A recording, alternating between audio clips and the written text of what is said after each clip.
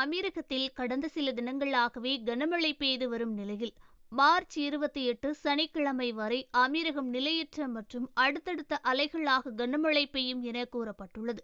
தற்போது பல்வேறு கட்டங்களாக மழை பெய்து வரும் நிலையில் இன்று வானிலை எப்படி இருக்கும் என்ற அறிவிப்பை NCM வெளியிட்டுள்ளது.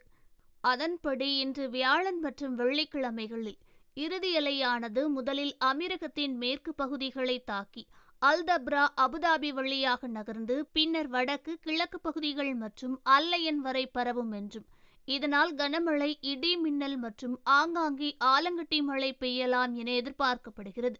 வெள்ளிக்கிழமை இரவுக்குள் மேகமூட்டம் குறையும். மேலும் சனிக்கிழமையானது வானம் படிப்படியாக தெளிவடையும் என்றும் வடமேற்கு காற்று தீவிரமாகவும் வலுவாக வீசும்.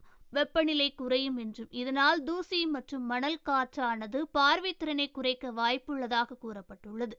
அரேபியா வளைகுடா மற்றும் ஓமன் கடல் ஆகிய இரண்டிலும் கடல் சீற்றமாக இருக்கும் என NCM கூறியுள்ளது. அமீரகத்தில் பெய்து வரும் தொடர் மழையால் பல்வேறு சாலைகளில் நீர் தேங்கியுள்ளது. மலைகளில் பல சாலைகள் நீரால் சூழப்பட்டுள்ளது. இதனால் வாகன ஓட்டிகள் கவனமாக வாகனங்களை ஓட்ட வேண்டும் என்றும் பள்ளத்தாக்கு பகுதிகளை தவிர்க்க வேண்டும் என கூறப்பட்டுள்ளது.